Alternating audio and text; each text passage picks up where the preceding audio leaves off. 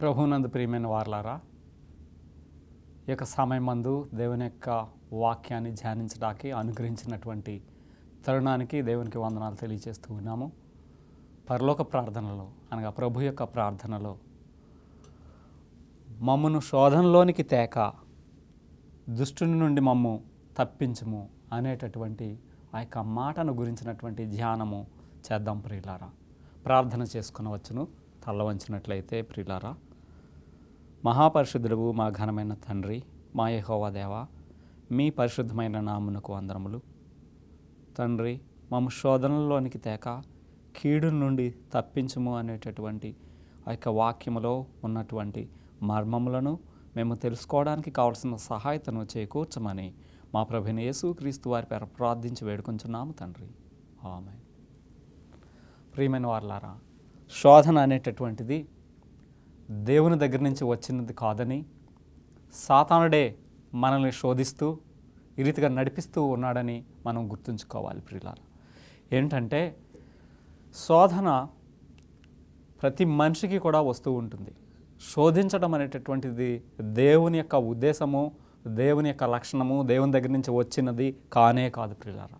శోధన అనేటటువంటిది సాతానుడి దగ్గర నుంచి వచ్చిందని మనం గుర్తుంచుకోవాలి. ఇది మనము ఈ లోకంలో అనేక మంది ఏమంటూ ఉంటారంటే, ఏదైనా శోధన వచ్చింది అలాగనంటే దేవుడు మమ్మల్ని శోధిస్తూ ఉన్నాడు, దేవుడు ఎందుకు పెట్టాడు ఇవన్నీ అని చెప్పి బాధపడుతూ ఉంటారు. దేవుడు ఎప్పుడు కూడా బాధ పెట్టడు, ఆయన శ్రమ పెట్టడు ప్రియులారా. శ్రమకు వేదనకు మనల్ని ఎన్నడూను కూడా ఆయన గురి చేయడు. ఇవన్నీ సాతాను నుంచి వచ్చినవి. కానీ సాతానుడు ఏం చేస్తూ ఉన్నాడు అలాగంటే, మనలను దేవుని మీద నింద వేసేలాగా మనల్ని ప్రోత్సహించి దేవునికి వ్యతిరేకంగా మాట్లాడేలాగా చేస్తూ ఉన్నాడు.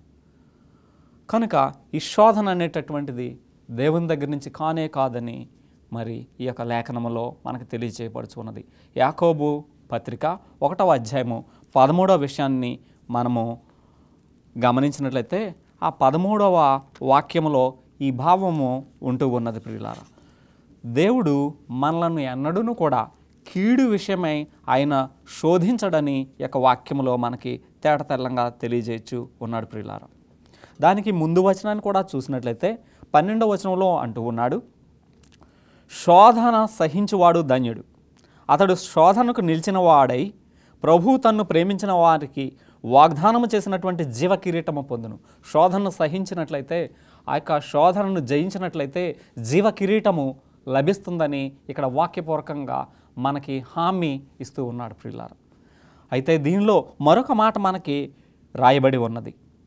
13వ వచనము ఏమి తెలియచేయచ్చు ఉన్నదంటే, దేవుడు కీడు విషయమై శోధించబడనేరడు, ఆయన ఎవరిని శోధింపడు. గనుక ఎవడైనాను శోధించబడినప్పుడు నేను దేవుని చేత శోధించబడుచున్నానని అనకూడదు. కనుక ప్రియులారా, శోధన అనేటటువంటిది ఈ యొక్క వాక్య ప్రకారము చూసినట్టయితే శోధన దేవుని దగ్గర నుంచి వచ్చింది కాదని మనం గుర్తుంచుకోవాలి. ఈ యొక్క శోధన అనేటటువంటి సాతానుడే మనకు కలగజేస్తూ ఉన్నాడు. ఈ యొక్క శోధనను జయించాలి. జయించిన వాడికి కిరీటము దొరుకుతూ ఉన్నది. ఆ జీవ కిరీటము ఆయనకి దొరుకుతూ ఉన్నదని మనం గుర్తుంచుకోవాలి. దీనికంటే ముఖ్యంగా గమనించవలసింది, ఈ లోకంలో మనం బ్రతికినంతకాలము సాతాను మనం శోధిస్తూనే ఉంటాడు. ఎందుకంటే దేవుని సన్నిధానానికి వెళ్ళేటటువంటి వారిని శోధిస్తూ దేవునికి వ్యతిరేకంగా చేయించడమే వాని యొక్క ఉద్దేశము. కనుక మనం ఊరకనే శోధనలో పడవేయడానికి ప్రయత్నం చేస్తూ ఉంటాడు.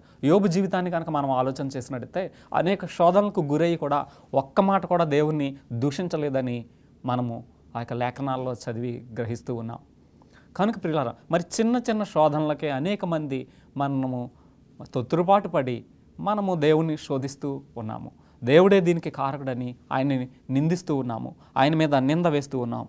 కనుక ప్రియులారా, మనము ఆయనను నిందించకూడదని ఈ యొక్క వాక్యం ద్వారా ఇక ఎన్నడూను శోధన వచ్చినప్పుడు శోధన నుంచి తప్పించడానికి ప్రభువా మాకు సహాయం చేయమనాలి తప్ప మనం ఆయన దగ్గర నుంచి ఈ శోధన వచ్చిందని మనము అననేకూడదు ప్రియులారా. ఈ యొక్క విషయంలో సాతానుడు మనకి సమస్యలను తీసుకొస్తూ ఉంటాడు. ఈ సమస్యలను తీసుకొచ్చి మనల్ని ఏం చేస్తాడు అలాగనంటే వానితో చేయగలిపే విధానంలో ప్రోత్సహిస్తూ ఉంటాడు.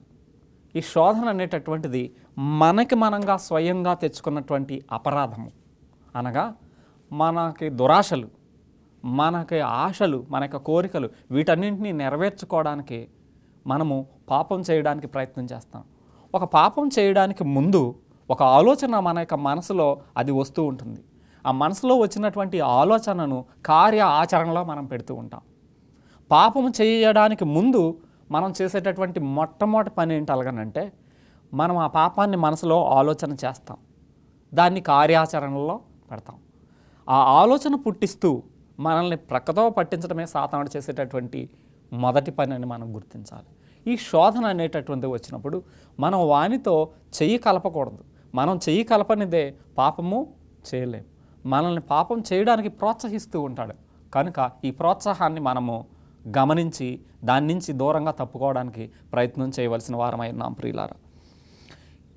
జకర్యా గ్రంథంలో 3వ అధ్యాయము 4వ వచనంలో ఈ యొక్క విషయాన్ని చూసినట్టయితే, అలనాడు యెహోషువ విషయంలో మరి దేవదూత ఆయనకి ప్రశస్తమైనటువంటి వస్త్రాలు ధరింప చేయమని చెప్తూ ఉన్నప్పుడు సాతానుడు ఫిర్యాదు అయి అక్కడ చేస్తూ ఉన్నాడు. ఈయనకి ఆయన మైల వస్త్రములు తీసివేసి ప్రశస్తమైన వస్త్రములు ఆయనకి ధరింపచేస్తూ ఉన్నప్పుడు సాతానుడు ఫిర్యాదు అయి ఈయన అనర్హుడైనటువంటి వానికి మీరు ఎలా ప్రశస్తమైనటువంటి వస్త్రాలు ఇచ్చి ఆ వస్త్రధారణ చేసి పవిత్రునిగా చేస్తారు అనేటటువంటి ఫిర్యాదును అక్కడ చేస్తూ ఉన్నాడు. ఈ యొక్క లేఖనాన్ని మనం అధ్యయనం చేస్తే ఈ యొక్క విషయంలో మరియు 3వ అధ్యాయము 1వ వచనంలో అంటూ ఉన్నాడు, మరియు యెహోవా దూత ప్రధాన యాజకుడైనటువంటి యెహోషువ నిలవబడుటయు సాతాను ఫిర్యాది అయి అతన్ని కుడిపార్శ్వమున నిలబడుటయు నాకు కనబడెను. సాతాను, యెహోవా నిన్ను గద్దించును, యెరూషలేమును కోరుకున్నటువంటి యెహోవా నిన్ను గద్దించును, అతడు అగ్నిలో నుండి తీసిన కొరువలే ఉన్నాడు కదా అని యెహోవా దూత సాతానుతో అనెను. యెహోషువ మలిన వస్త్రములను ధరించిన వాడై దూత సముఖములో నిలబడి ఉండగా దూత దగ్గర నిల్చున్న వానిని పిలిచి ఇతన్ని మైల వస్త్రములు తీసివేయడని ఆజ్ఞాపించి, నేను నీ దోషములను పరిహరించి ప్రశస్తమైన వస్త్రములతో నిన్ను అలంకరించుచున్నానని సెలవిచ్చెను. కనుక ఇలాగా దేవుని యొక్క సన్నిధానము నుంచి మనకి లభించేటటువంటి ఆ యొక్క పరిశుద్ధత, ఆ ప్రశస్తమైనటువంటి ఆ యొక్క వస్త్రములు, ఆ పరిశుద్ధతను వాడు ఇవ్వడానికి ఇష్టపడనివాడు సాతానుడు. అందుకనే సాతానుడు పాపం చేయడానికి ప్రోత్సహించినది వాడే. పాపము చేసిన తర్వాత ఇతను పాపం చేసి ఉన్నాడు, ఇతను దేవుని ప్రేమకు అనర్హుడు అని చెప్పించేది వాడే.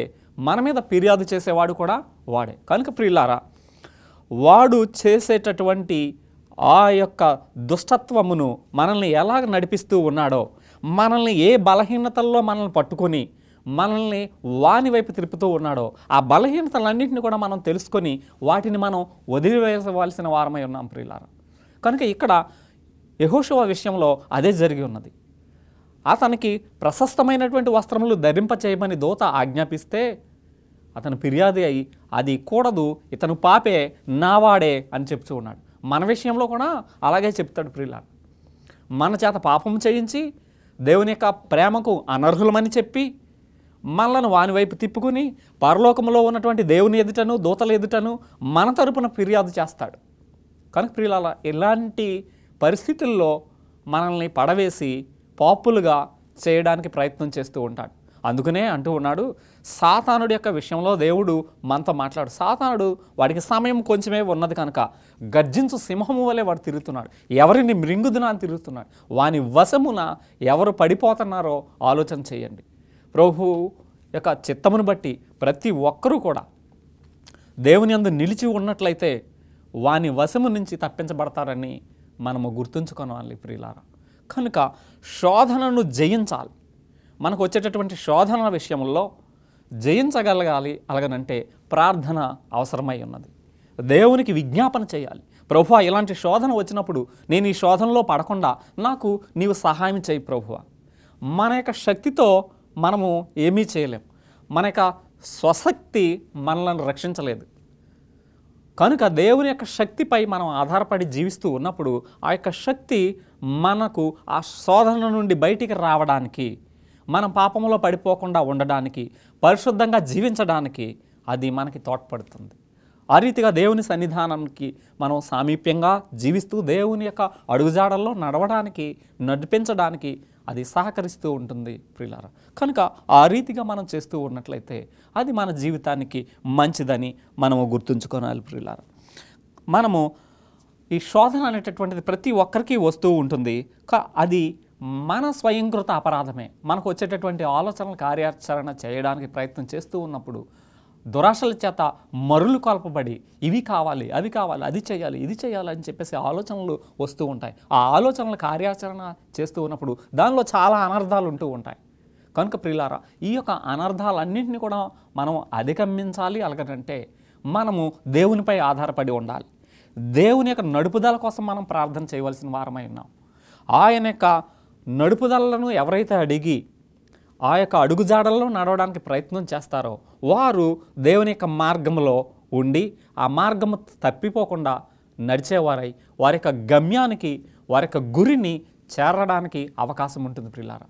కనుక మన యొక్క సొంత నిర్ణయములు చొప్పున కాక, మన సొంత ఆలోచనలు చొప్పున కాక, ప్రతి విషయమును దేవుని సన్నిధానానికి పెట్టి దేవునికి అప్పగించి ఆయన యొక్క నడుపుదల కోసం మనము అడగవలసిన వారమై ఉన్నాం. కనుక ఎవరైనాను శోధన వచ్చినప్పుడు అది దేవుని దగ్గర నుంచి వచ్చిందని మనం అనకూడదు. అది మన యొక్క ఆలోచనలను బట్టి, మనకున్నటువంటి దుష్ట తలంపులను బట్టి, అవి మనం చేతులారా మనమే తెచ్చుకుంటూ ఉన్నాం. సాతానుడితో చేయి కలపడం వల్ల, మనం పాపం చేయడం వల్ల దాని పర్యవసానాన్ని మనం అనుభవించవలసి వస్తూ ఉన్నది.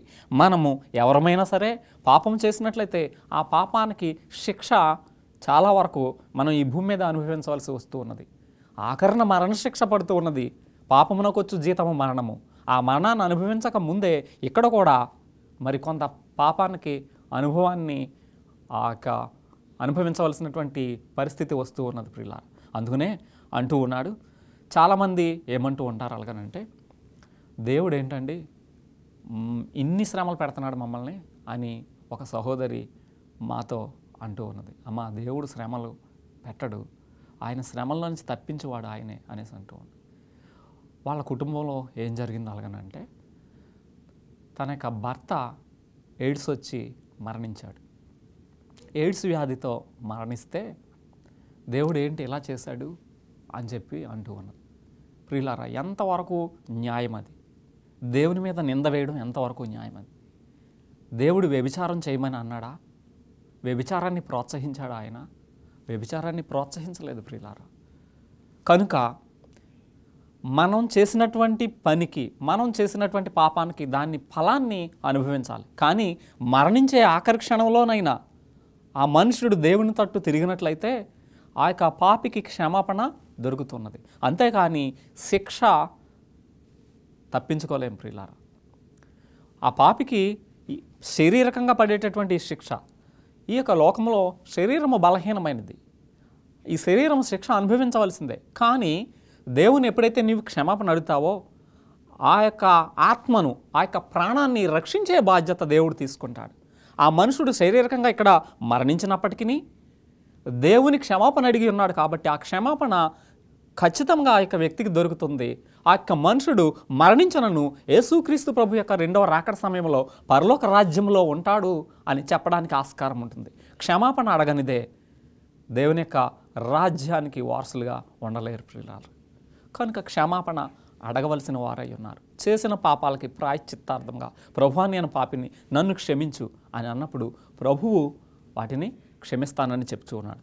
కనుక శోధన వచ్చినప్పుడే, ఈ పాపాన్ని చేయకముందే ఆ శోధనను జయించడానికి ప్రభువా నాకు సహాయము దయచేయి అని నీవు కనుక ప్రార్థన చేసినట్లయితే ఆ సమస్య కొద్దిసేపట్లో, కొద్ది సమయంలో ఆ ప్రార్థనకు ప్రతిఫలము, సమాధానము దొరికి ఆ శోధన నీ నుంచి పోతుంది ప్రియులారా. అలాగే పేతురు విషయంలో పేతురు అన్నాడు, యేసుక్రీస్తు ప్రభువు మరి సిలువ వేయడానికి అప్పగించబడేటటువంటి యొక్క సమయంలో, ప్రభువా నేను నీతో మరణమునకైనను సిద్ధంగా ఉన్నాను, వస్తానని చెప్తే, కోడి కూయక ముందు నువ్వు 3 మారు అబద్ధం ఆడతావని ప్రభు చెప్పాడు. ఆ అబద్ధం యేసుక్రీస్తు ఎవరో నాకు తెలియదు, ఆ యేసుక్రీస్తు ప్రభు ఎవరో నాకు తెలియదని 3 మారు అబద్ధం ఆడడం మనం చూస్తూ ఉన్నాం ప్రియులారా.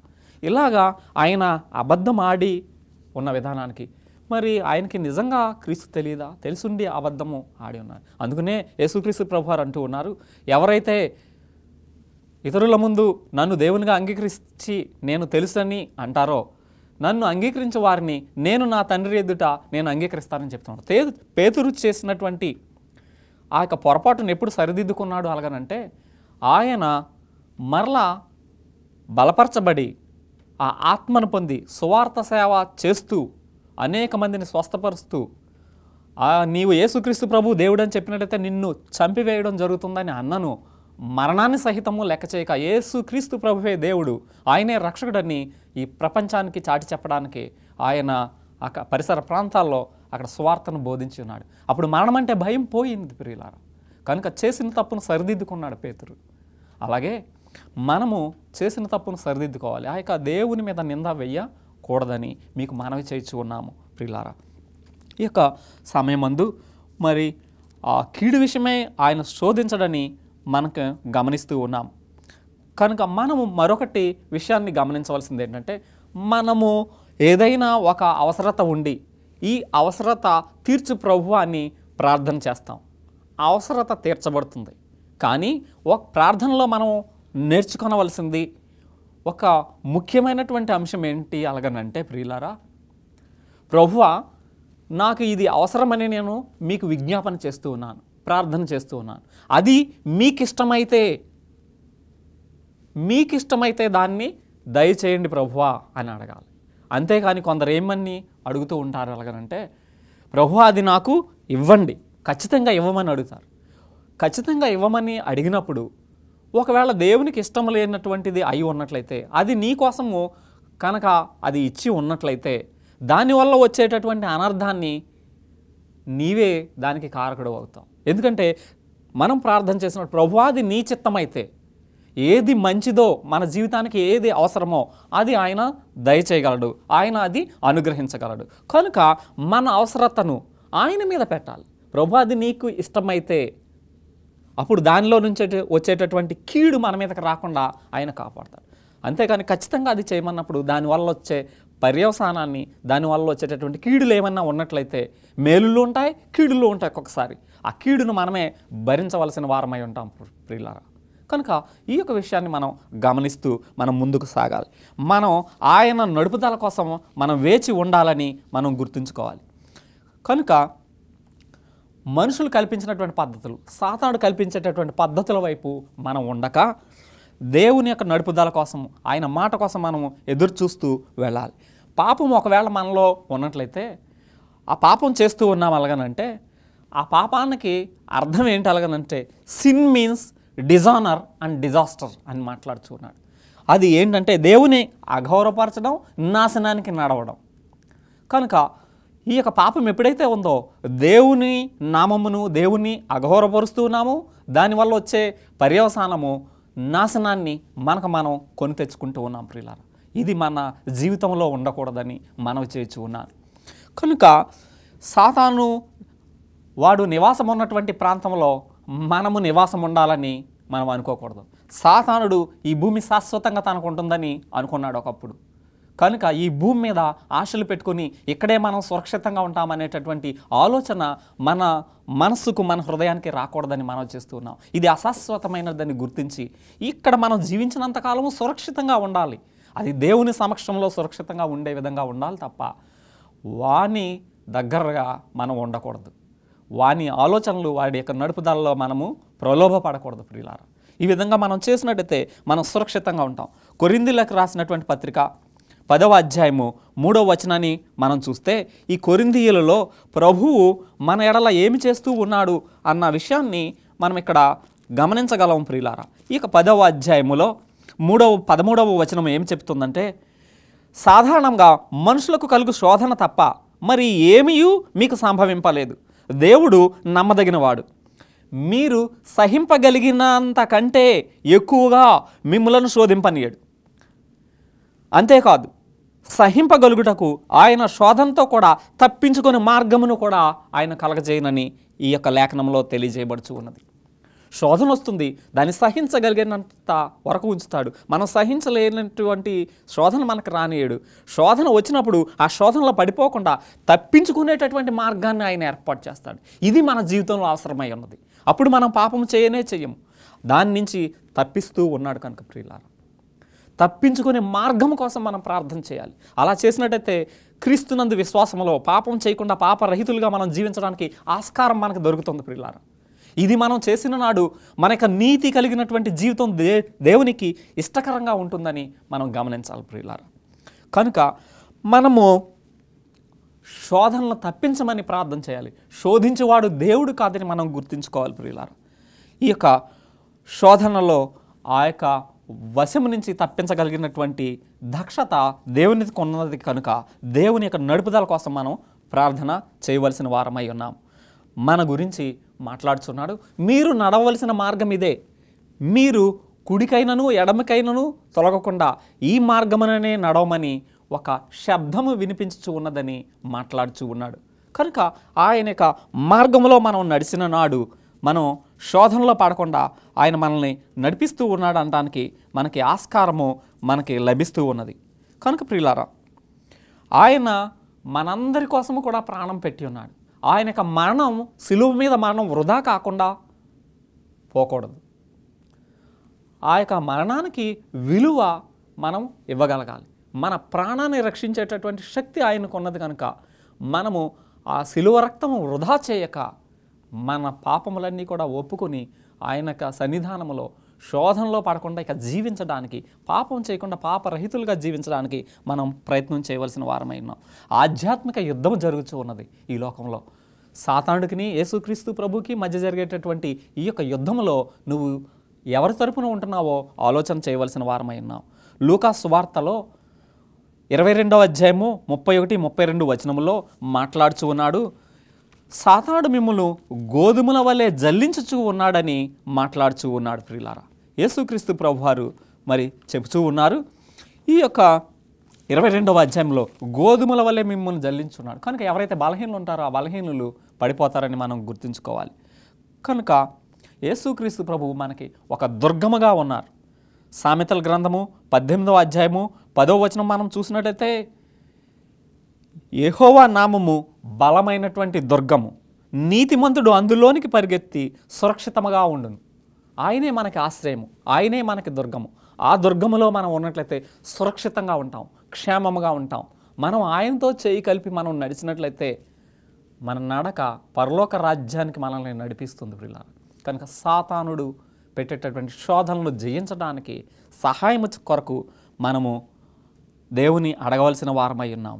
ఖచ్చితంగా ప్రభు మనకి సహాయం చేసి మనల్ని నడిపిస్తాడని మనం గమనించాలి. కనుక సాతాను మిమ్మల్ని గోధుమలోనే పట్టి జల్లించుచు మిమ్మల్ని కోరుకొంచు ఉన్నారు. కనుక మీ యొక్క విశ్వాసంలో కానీ మీరు శోధనలో పడకుండా మీరు జాగ్రత్తగా ఉండమని మాట్లాడుచూ ఉన్నాడు. ప్రియులారా, కనుక ఆధ్యాత్మికత ఏ రీతిగా అభివృద్ధి చెందుతుందో ఒక్కసారి మనం గమనించాలి. ఆ యొక్క నడుపుదలలో మనం నడవాలి. కనుక ప్రియులారా, మనం ఆధ్యాత్మిక సంఘర్షణలో దేవుని వైపు ఉండాలి. మంచికి చెడ్డకి జరిగేటటువంటి ఈ పోరాటంలో దేవుని పక్షాన మనం ఉండాలని మీకు ఈ యొక్క వాక్యపూర్వకంగా మనం చేర్చి ఉన్నాం. వందనములు. ప్రార్థన చేసుకుందాం. మహాపరిశుద్ధుడైన తండ్రి, ఈ వాక్యాన్ని ధ్యానించటకు అనుగ్రహించుతాడు మనకు వందనములు. శోధనలో పడకుండా ప్రతి ఒక్కరిని మీ అడుగుజాడలో నడిపించమని, మీ ఆత్మీయ శక్తినిమ్మని, మీ కృపను బట్టి సమస్తము జరిపించి మీ రాజ్య వారసులుగా మమ్మల్ని తీర్చిదిద్దమని మా ప్రభును మా రక్షకుడగు యేసుక్రీస్తు ప్రభు నామమున ప్రార్థించి వేడుకొంచున్నాము తండ్రి. ఆమేన్.